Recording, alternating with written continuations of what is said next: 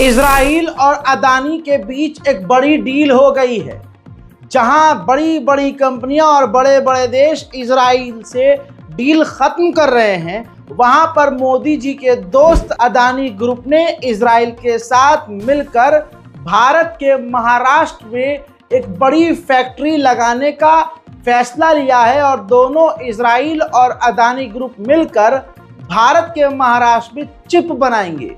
जी हाँ, जिससे काफ़ी फायदा इजराइल की गवर्नमेंट को मिलने वाला है। वहीं आपको बताना चाहूँगा कि जॉर्डन ने ऑफिशियली ऐलान कर दिया है कि अगर ज़बरदस्ती फ़िलिस्तीन के लोगों को फ़िलिस्तीन के इलाकों से और उनके घरों से निकाला और हटाया गया तो यह हमारे लिए जंग का ऐलान होगा। लेकिन ज़्यादा खुश होने की ज़रूरत नहीं है, क्योंकि जॉर्डन अगर ये जंग की बातें कर रहा है और ये सच्ची बातें हैं तो गाज़ा में नरसंहार के बाद इतने लंबे समय तक ये खामोश नहीं रहता। वहीं गज़ा ने ऑफिशियली रिपोर्ट जारी करके कहा है कि गाज़ा के अंदर जितने इजरायली हमलों में लोग मारे गए हैं 70% उसमें महिलाएं और बच्चे ही शामिल हैं। वहीं मेरे दोस्तों, डोनाल्ड ट्रंप ने कमला हैरिस पर हमला बोलते हुए कहा है कि अगर कमला हैरिस जीत जाती है तो वो इजराइल का साथ छोड़ देगी।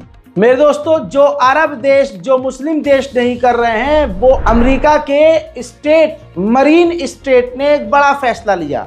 यानी अमेरिका के एक छोटे से शहर ने बड़ा फैसला लिया और वहाँ की जो स्टेट गवर्नमेंट है उसने साइन कर दिया है कि हमारे स्टेट में जितनी कंपनियां हैं अमेरिकी, वो इजराइल के साथ किसी तरह का डील नहीं करेंगी। This is a vote by hand. All those in favor will signify by doing so. Clerk will note it's unanimous.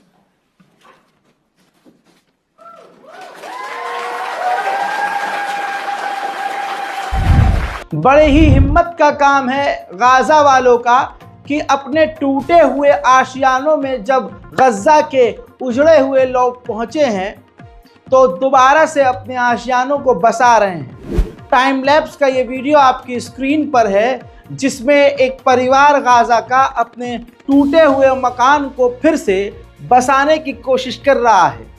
मेरे दोस्तों, दुआ कीजिए कि गाज़ा में ऐसे बिखरे हुए लोग दोबारा से ज़िंदगी अपनी नॉर्मल कर लें और अल्लाह उन्हें और हिम्मत दे। हम कुछ नहीं कर सकते तो एक बार फिर से ये बारकोड आपके सामने है, गाज़ा और फ़िलिस्तीन, क्योंकि मैं कहता आ रहा हूँ कि फ़िलिस्तीन का ठीक वैसे ही बुरा हाल है जैसे गज़ा का बुरा हाल है। कब्र में हमसे सवाल किया जाएगा। ऐसे लोग भी हमारे पास मौजूद हैं जिनके महीने की तनख्वाह 10,000 है, लेकिन वो भी 5 रुपया देकर सुकून से सो रहे हैं कि हम कुछ तो कर रहे हैं। ये मत सोचिए कि आप 2 रुपया या 1 रुपया भेज रहे हैं। बस ये सोचिए, अगर हमारे 3 मिलियन सब्सक्राइबर हैं और 3 मिलियन में से 30 लाख में से अगर 20 लाख लोग भी 1-1 रुपया दे दें तो 20 लाख रुपए की मदद हम फिलिस्तीन एम्बेसी को कर सकते हैं। उधर इजराइल के नेता लगातार चाहते हैं कि फिलिस्तीन के अंदर जंग छिड़ जाए। कट्टरवादी नेता बेंजीवीर ने इजराइल की सरकार पर प्रेशर बनाया है और कहा है कि वेस्ट बैंक और फिलिस्तीन के इलाके में जो लड़ाके हैं, जो अपनी ज़मीनों के लिए लड़ रहे हैं, उनके खिलाफ ऐलान जंग बोलकर उनको कत्ल कर दिया जाए। हजरात मोहतरम, बेंजीवीर की इमेज पूरी दुनिया में तो खराब हुई ही है, लेकिन इजराइल में भी कुछ अच्छी नहीं है।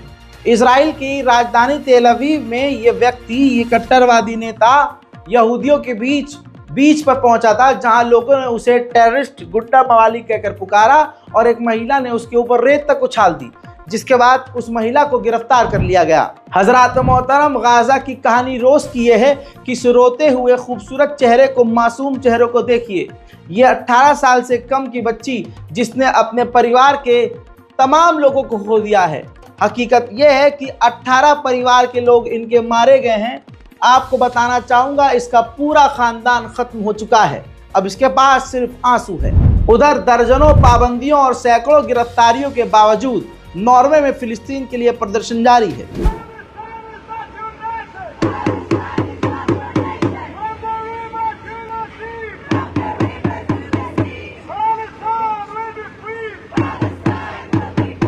Thank you.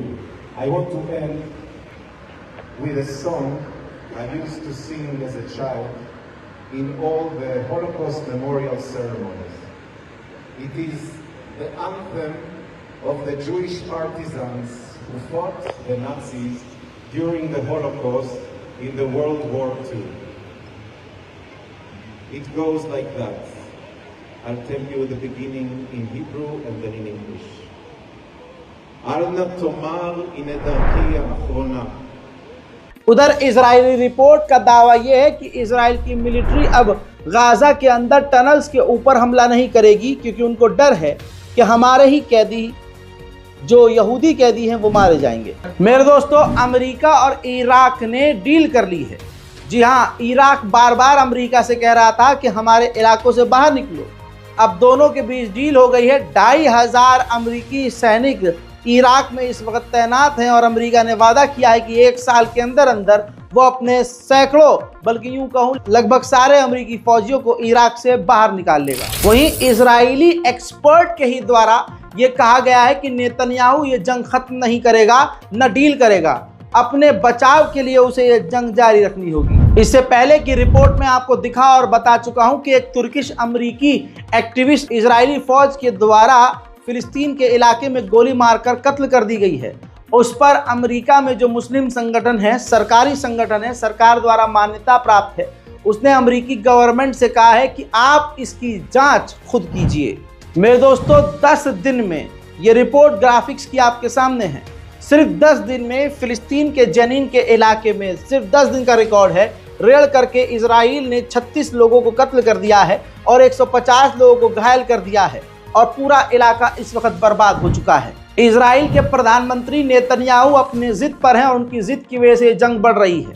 अब आपको बता दूं, सर्वे के मुताबिक 48% यहूदियों का मानना है कि इजराइल को, यानी हमें, इजिप्ट और गाजा के बॉर्डर फिलाडेल्फी कॉरिडोर को छोड़ देना चाहिए। UNRWA के चीफ ने कहा कि पिछले 11 महीने से गाजा के अंदर कोई इंटरनेशनल मीडिया नहीं जा पाया है। इजराइल ने सबको रोका हुआ है।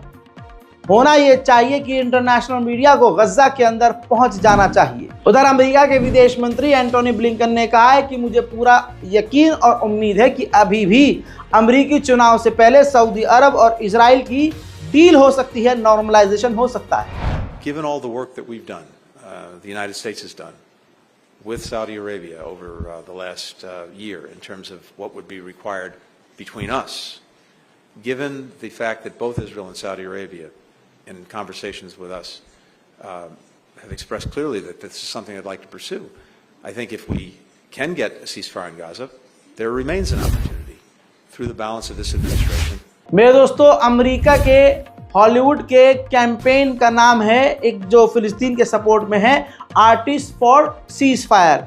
इस संगठन के अंदर बड़े बड़े सुपरस्टार मौजूद हैं। इस संगठन ने अमेरिकी गवर्नमेंट से कहा है कि इजराइल को हथियार देना बंद करें और इसी संगठन ने इजराइल से मांग की है कि तुरंत सीज फायर करें। उधर लेबनान के ऊपर खतरा बढ़ चुका है। IDF के चीफ ने कह दिया है, लेबनान के ऊपर ऑफेंसिव और खतरनाक बड़े हमले करने के लिए हम तैयार हैं। इसके अलावा मेरे या आजू बाजू में जो आप हमले की तस्वीर देख रहे हैं, ये लेबनान पर इजराइल के हमले हैं। इजराइल ने पिछले 1 महीने से लेबनान पर हमलों की शक्ति यानी पावर को बढ़ा दिया है, जिससे लेबनान में अब तक सैकड़ों लोगों की मौत हो चुकी है। बड़ी बात यह है कि ये फॉस्फोरस बम, ये तस्वीर देखिए, इजराइल लेबनान पर फॉस्फोरस बैन बम भी दाग रहा है। उधर मेरे दोस्तों, लेबनान के हमलों में इजराइल के एक सेक्टर के घर को, ये तस्वीर देखिए, काफ़ी नुकसान पहुंचा है, घर में आग लग गई है। कहने का मतलब यह है कि अब इजराइल के कई बार एयर डिफेंस सिस्टम लेबनान के मिसाइल और ड्रोन को नहीं रोक पा रहे हैं, जिससे सेटलर्स के इलाकों में काफ़ी नुकसान हो रहा है। उधर मेरे दोस्तों, अमेरिका ने इजराइल को झटका दे दिया है। जी हाँ, और ये बात हकीकत है। अमेरिका ने इजराइल से कहा है कि आपको बचाने के लिए हम हमेशा आपके आसपास तैनात नहीं रह सकते। याद दिलाना चाहूँगा कि ईरान के हमलों से बचाने के लिए अमेरिका ने अपनी दुनिया की तमाम नेवी को बुलाकर सीधा पर्शियन इलाके और मिडिल ईस्ट इलाके में तैनात कर दिया। और लंबे समय के बाद अब अमेरिका ने हाथ उठा लिए और कह दिया इजराइल से कि आपको बचाने के लिए हम हमेशा के लिए यहाँ तो तैनात रह नहीं सकते, हमें और भी इलाकों की सेफ्टी देखनी है। उधर अमेरिका ने इजराइल से कहा है कि आपके जो डिफेंस मिनिस्टर है उनको फायर मत कीजिएगा, उनको निकालिएगा मत। बताना चाहूंगा कि नेतन्याहू और इजराइल के डिफेंस मिनिस्टर के बयान मैच नहीं खाते। इजराइल के डिफेंस मिनिस्टर ये कह रहे हैं कि डील कर लेनी चाहिए और नेतन्याहू एक वाहिद ऐसा इंसान है जो कह रहा है कि डील नहीं करनी। मेरे दोस्तों, पिछली कई रिपोर्ट में आपको बता चुका हूं 7 अक्टूबर से अब तक इजराइल के टॉप कमांडरों ने इस्तीफा दे दिया है। इस्तीफों की बाढ़ आई हुई है। अब हालात ऐसे हैं कि एक और इस्तीफा सामने आया है। इजराइल की पुलिस के चीफ ने भी इस्तीफा दे दिया है। नेतन्याहू से पूरा का पूरा इजराइल परेशान है। मेरे दोस्तों, ऐसा नहीं है कि लेबनान बेकार हो रहा है या लेबनान के हमले बेकार हैं। तस्वीरों में देखिए 3 इजरायली फौजियों ने अपनी टांगें लेबनान के हमले में खो दी हैं। मेरे दोस्तों, आपको बता दूं कि हमास के बातचीत की डॉक्यूमेंट लीक हो गई है। उस डॉक्यूमेंट में हमास की बातचीत है और उसमें हमास ने कहा है कि भले ही ये बात सच है कि हम कमज़ोर हुए हैं, हमारे लोग मारे गए हैं, लेकिन हम जंग खत्म नहीं करेंगे। मेरे दोस्तों, अब अमेरिका इजराइल से थक हार कर खुद ही सोच रहा है कि हमारे अमेरिकी कैदी जो हमास की कैद में हैं, पर्सनली हमास से बात करके हम उनको खुद निकालेंगे। अभी इस पर विचार किया जा रहा है। हजरात मोहतरम, ये आप रज़ाग्राफी अनस्क्रिप्टेड पर अपडेट देख रहे हैं। रज़ाग्राफी हमारा जो मेन चैनल है उस पर भी अपडेट आ रहे हैं, लेकिन ज़्यादा से ज़्यादा अपडेट मैं आपको इस चैनल, अपने दूसरे चैनल पर दे रहा हूं। अगर आपने हमारे चैनल को सब्सक्राइब नहीं किया है रज़ाग्राफी अनस्क्रिप्टेड को, तो जल्दी से कर लीजिए ताकि दुनिया की कोई भी बड़ी अपडेट आपसे मिस ना हो। मैं हूं रज़ा और आप देख रहे थे रज़ाग्राफी अनस्क्रिप्टेड। जय हिंद।